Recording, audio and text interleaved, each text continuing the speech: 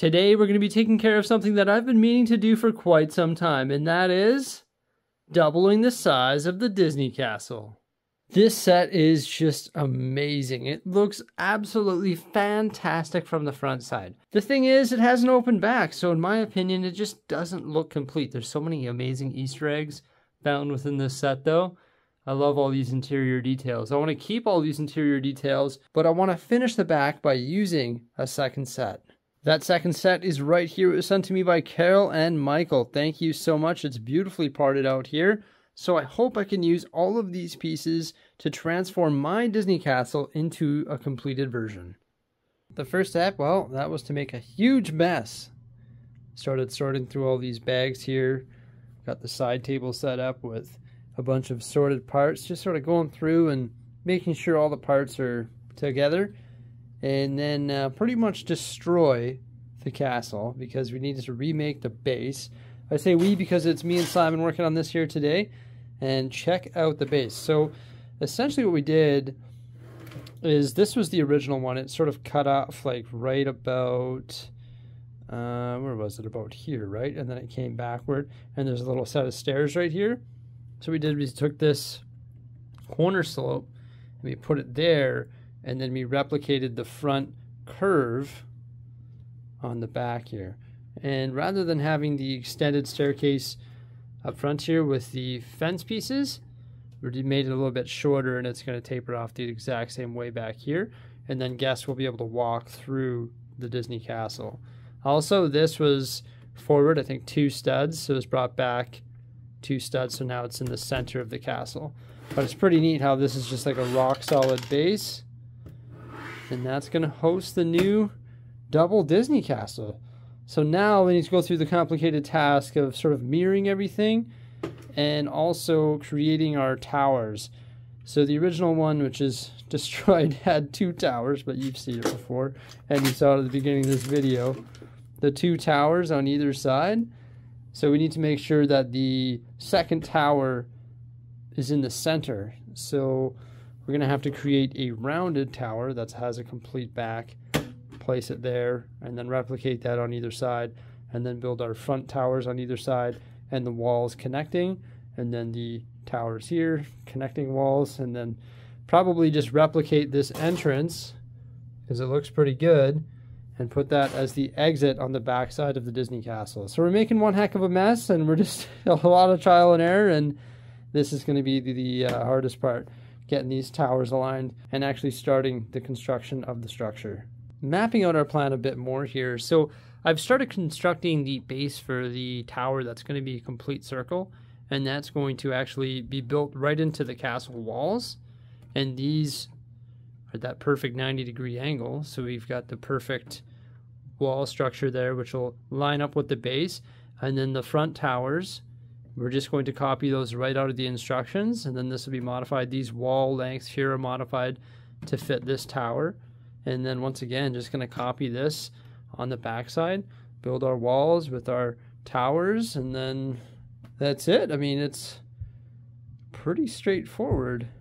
It took a while to, actually it didn't take that long to get here, but just a lot of like planning and coming up with this shape. And then once we have the foundation and the ideas and the concepts of what we want to do, it's pretty straightforward. Then you can see I've got the snot bricks right there, so those will have these on the exterior, so it matches the original design on either side.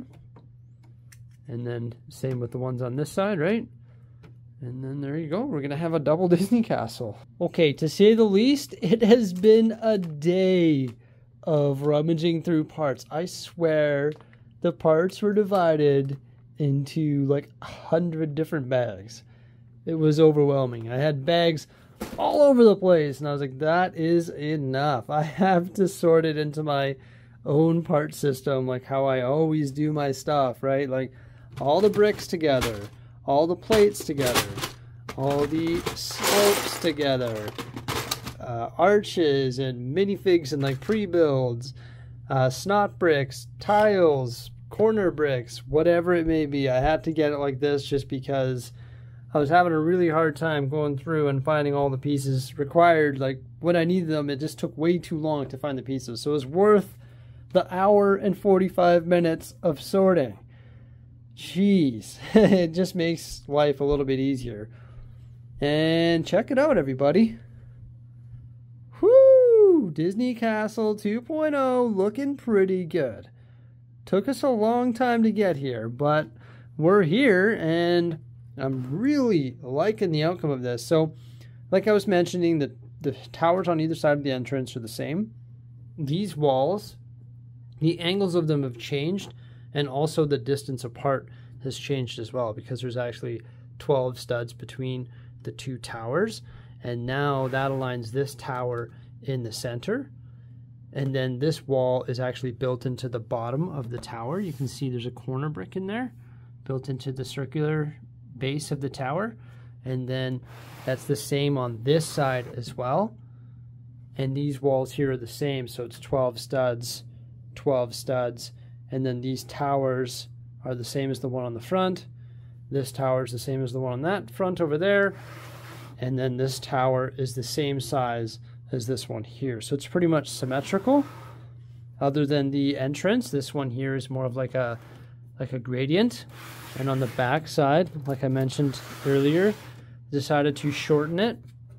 And then we actually made it steps. But it has the same doors, right? So you can walk through the Disney Castle, and that tile job in the center there is nicely centered. Then there's also the interior work, which was substantially changed as well. There was a lot of archwork in there before. It comes with lots of these large tan arches, but that used to run along the back wall, and that was the main supports for the top, because it actually sat on these jumpers here. But this has been substantially changed. Now it hinges around in like a oval, and you can see all the hinge work inside there between all of the arches and the tan pillars with the shield tiles. And that's pretty neat, because what we're going to be able to do is essentially create this, well, something like this that's going to fit inside here. So essentially we're just going to replicate that so it's double the size, and probably have to make it a little bit wider as well. And then this is actually going to be removable, so that you can actually get in here, and it's somewhat modular, so you can look inside the castle and see the details that we put inside there. So that's going to be the next step, is creating this. Well, actually, that's not the next step. The next step is finishing these towers, because I have to build this tower and that tower, and then this same wall going across, and put that here. And then I just have to build this tower and replicate that here. And then we can build this platform, like I said, just make it a little bit wider, pretty much just replicate that. That's still original from the set, right? And then put some jumpers in here as well. There's already 4 of them, right? Or these, whatever, modified 1x4 plates with the 2 studs, whatever you want to call them, jumpers or whatever. And then that can tack down and spot there. And that will have this bad boy sitting on top of it, which will be held in spot by some jumpers as well. So that will be removable. Yeah, not bad, eh? Looking pretty good. It's like 360 Disney Castle up in here. That's sweet. Oh man, I sort of want to place it in the amusement park and see what it looks like. But this took, so 2 people, 6 hours. And then I've been going for an additional hour and 40 minutes here today as well. And I'm planning on hoping to get these towers done tonight. So yeah, a lot of labor went into this, just because finding the parts, coming up with the concepts, and then actually building it and getting the spacing correct and making sure everything looks good, and getting that base so that it's a perfect like mirror of itself. It actually wasn't very hard, because when you look at the instructions, specifically the page with the Technic, you see all we did was just create this structure forward, right? And then put that on the back side after removing the staircase and modifying the plates and stuff underneath, and then pretty much just like put that on that side and made a mirror of it. And then, like I mentioned at the beginning of this video or earlier on, see that corner piece right there? Well, yeah, we just put that same corner piece right here, and that allowed us to branch out this way and then create that same shape on the back side. right? So it's literally just following the instructions and mirroring it, really. But we did have to move the tiles in the center a little bit there. But yeah, like I predicted, it hasn't been overly difficult to do this so far. Mind you, we're not done yet. I don't know what we're going to do for the second floor.